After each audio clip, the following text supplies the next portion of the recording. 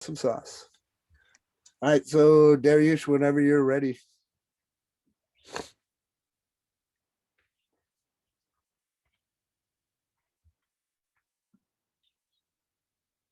Go on.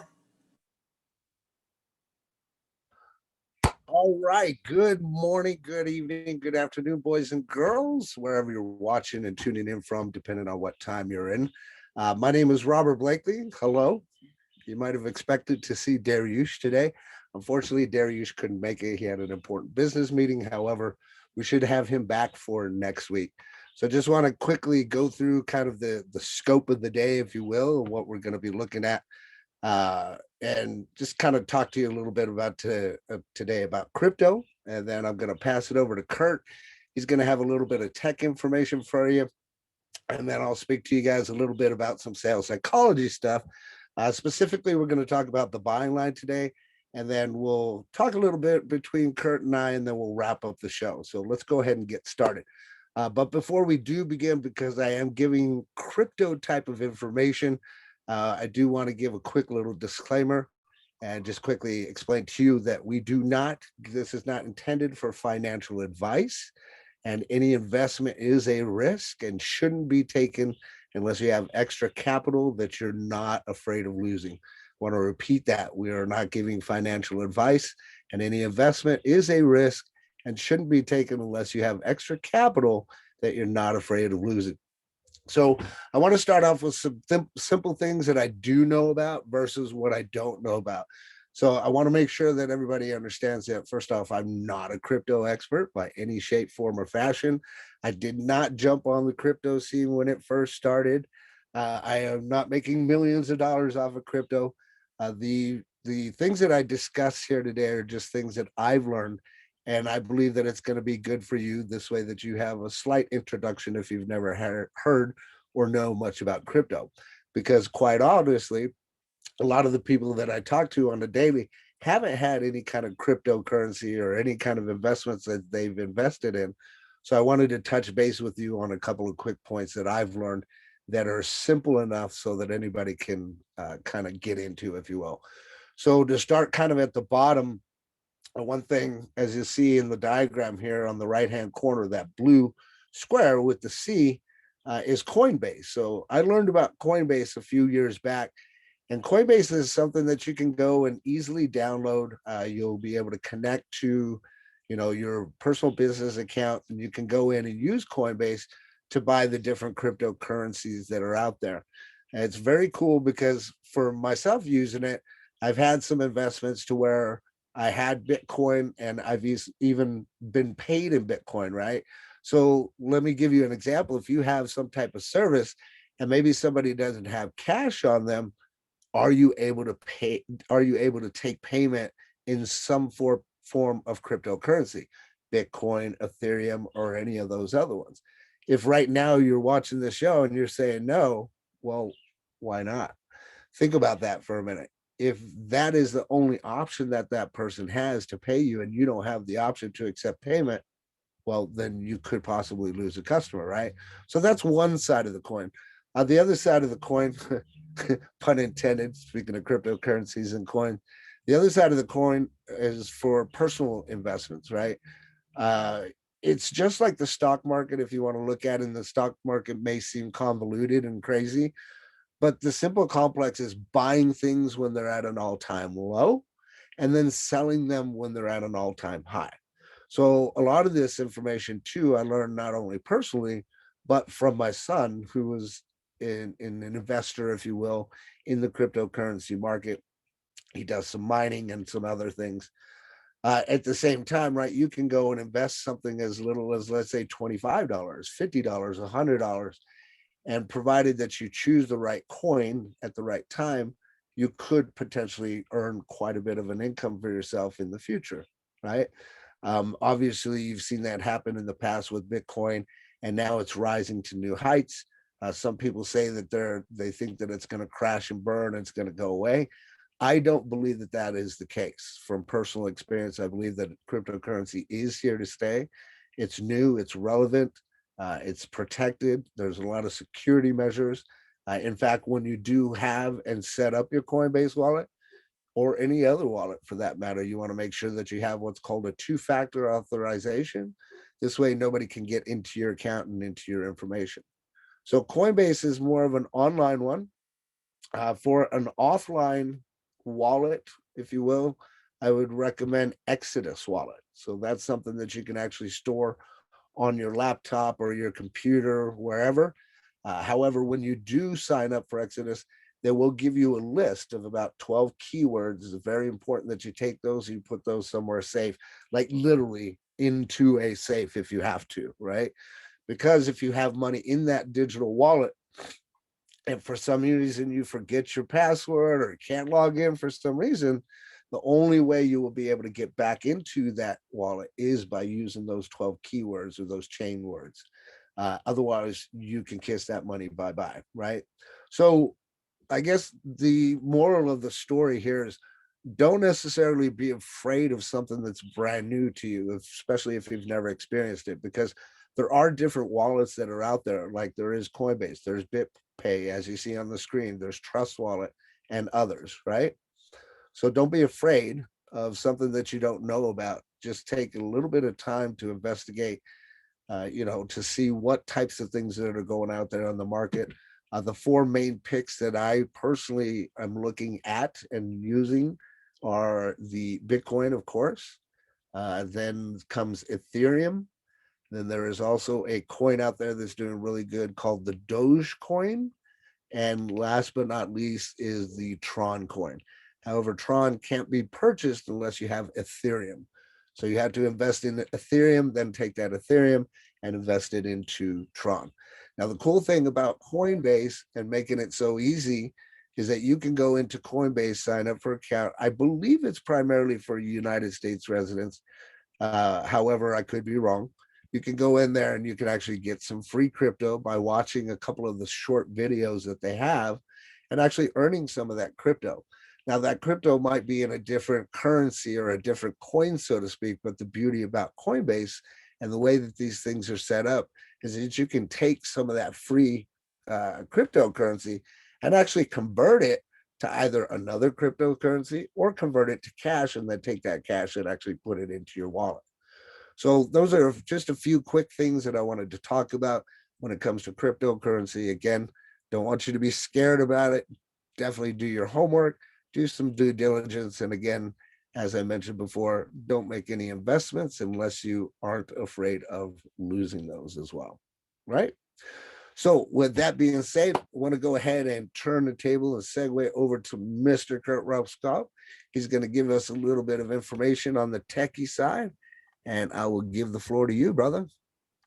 All right. Thank you very much, Robert. And always a pleasure of mine to be on here for the tech show produced by Daryoush. And he has set me up to have a helpful hint. We know the commitment here is to for sure help people in their practices online and to build a community around keeping everybody safe and kind of being a sleuth around the hackers. So here we have a headline here on the Hacker News. Basically, the headline is $50,000 bug could have allowed hackers to access any Microsoft account.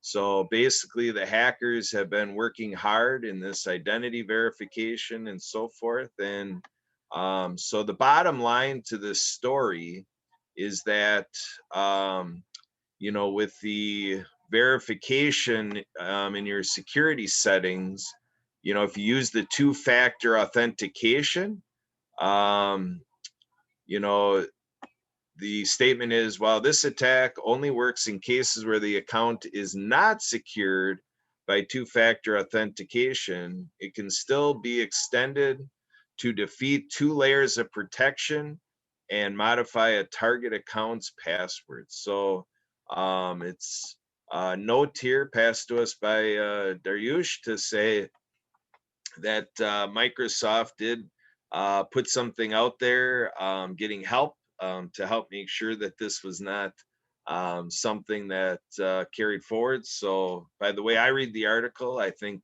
it's something that we ended up being okay for the time being, but just a little alert there, that these hackers are working hard. So there we have our podcast engineering here to kind of show it in a graphic. Um, so try to avoid using such features, even with login with, for creating an account on different websites.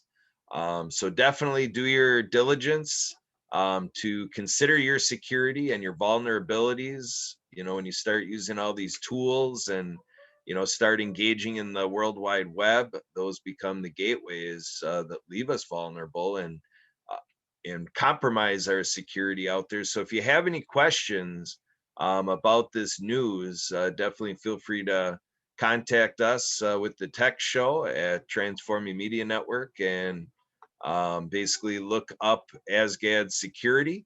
Everybody at Asgad Security are able to help you make sure that you're understanding what's going on out there and in the world of the hackers, that you can do what you do, and everything that everybody does goes to the greater good, because the more we snuff out those successes for the hackers, that becomes our success. So that's what we're trying to do here at the Tech Show, is to for sure have a collective energy, collective effort, have a knowledge commons on how we can all be sleuths to snuff out the efforts of the hackers, and hopefully someday put them out of business. Wouldn't that be something if we just got hackers to quit doing that stuff? It's irritating, isn't it, Robert?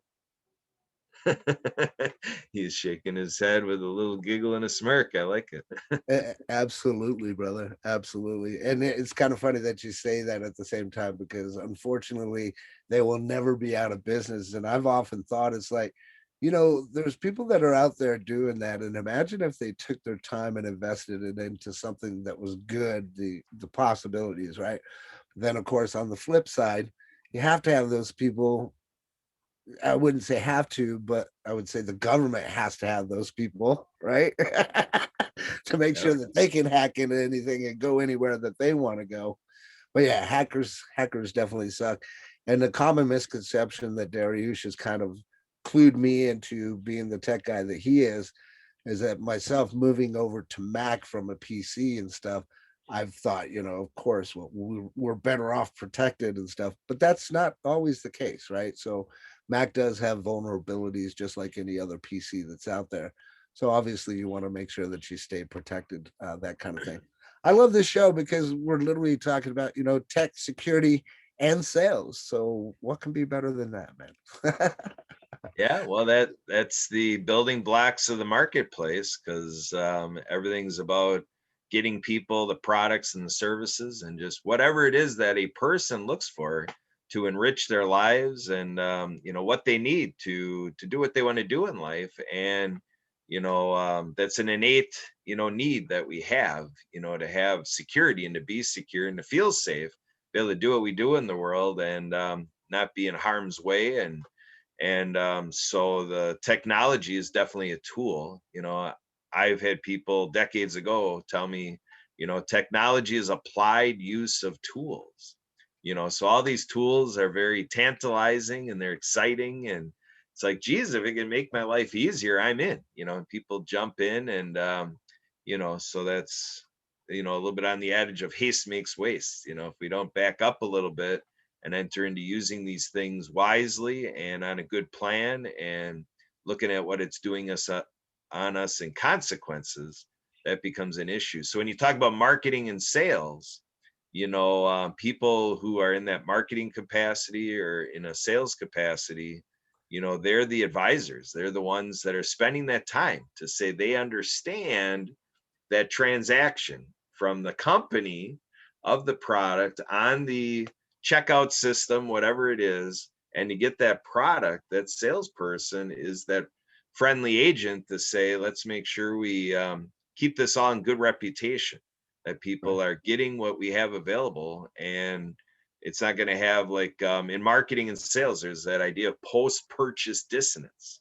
So somebody is like seeing the features and benefits, does the transaction, and all of a sudden their bank account is is hacked or robbed, basically, if it's people are getting at their money, well, then they're like, wow, that's a bad story then in their purchase with the company, and had nothing to do, well, maybe not, had something to do with the company, but we're out here in a buyer beware mode.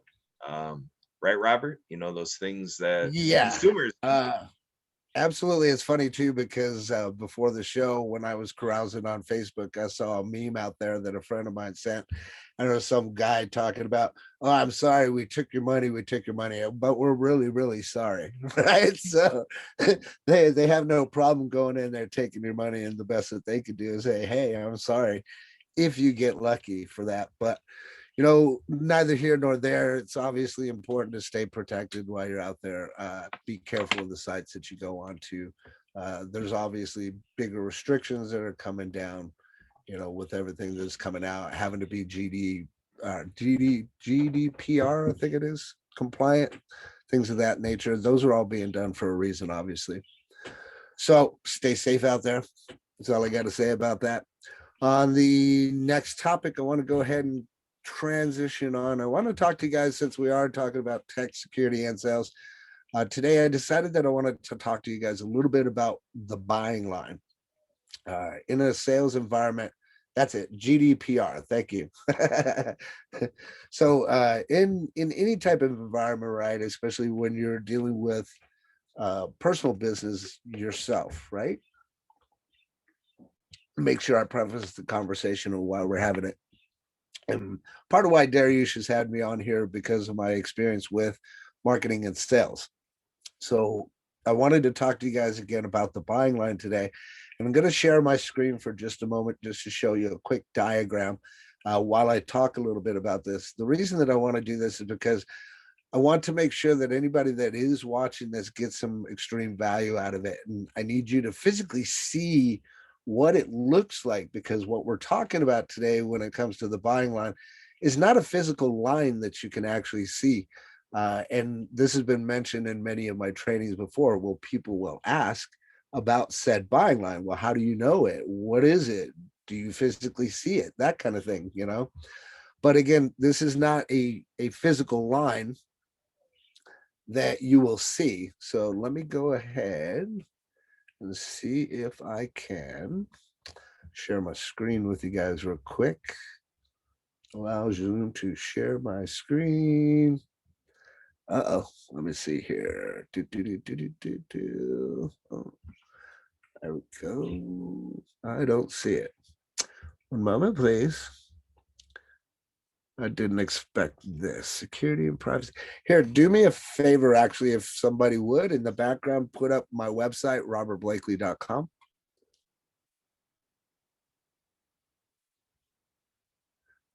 Mr. Techie, and if you could just show the top part of that screen, and you'll know what I'm talking about.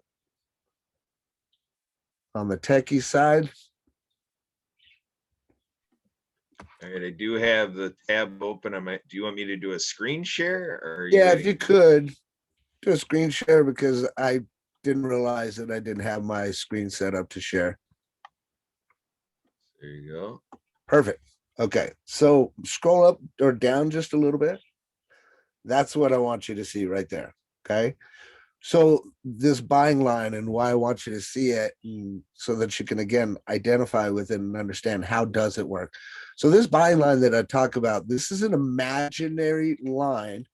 Consider it a range of emotions that every customer has to be above before they make what's called a buying decision, right?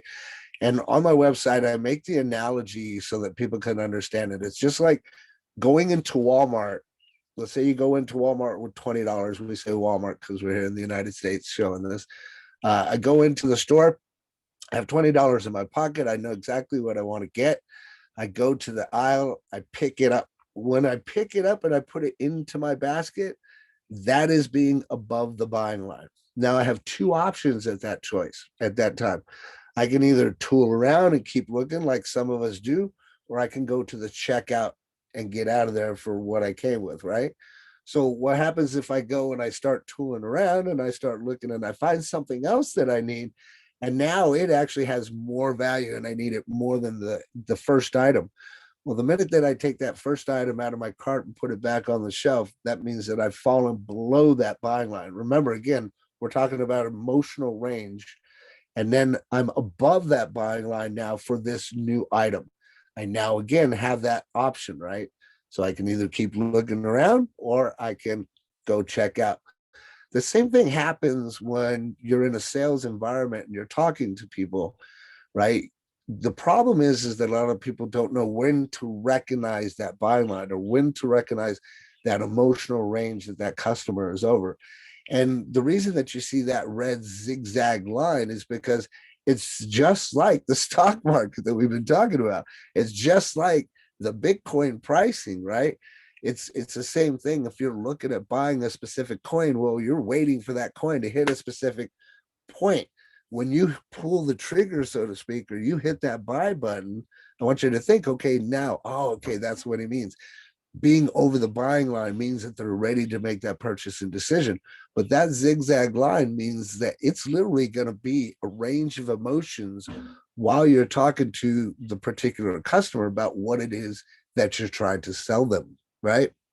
So there are 3 points in your conversation or 3 parts to an actual presentation that I've mentioned before in trainings.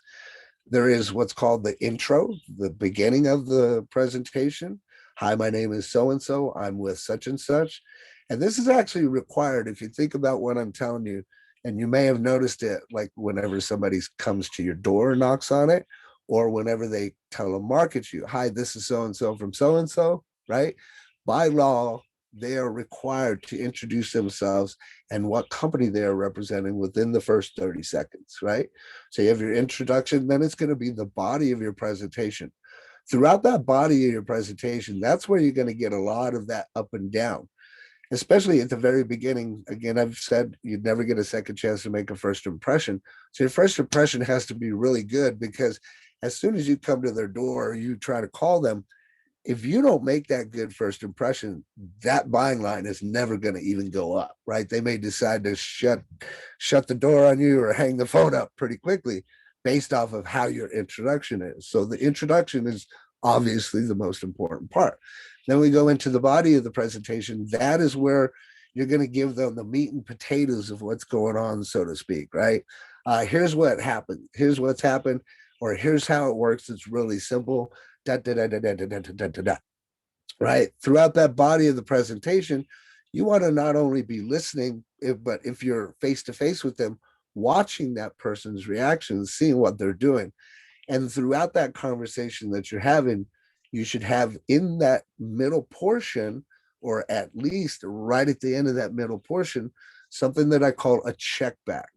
And a check back is nothing more than a simple question that's designed to find out whether or not the customer is A, paying attention to you, and or B, or both, actually understood that the information that you gave them. Does that make sense? That is a check Yep. back, right? So Yep. if I go and I say that to somebody, I'm having the conversation, I say, does that make sense? The person says yes. That means that they're following along with me, right? And I hate to use the analogy, but literally many times you have to kind of guide people, hold their hand through the process, if you will, right? So you guide them, you do the check back, they say, does that make sense? If they say yes after you've given them the information and they say yes, that means that they are above that buying line. Here is where people screw it up in the sales realm. A, number one, they don't recognize that they're above that buying line. So B, what do? They start talking, talking, and talking and talking without recognizing that person's above that buying line. Then what happens is the same scenario that I'm talking about when you go into Walmart, right? You talk, talk, talk, talk, talk, and then you know what? You're giving me now the psychology side of things says you're just filling my brain with too much information. Now what happens? I'm not interested. No, not right now. Oh, I don't have the money. I don't have the time. I don't think my wife will let me do it. Right? Then all of these things come into play.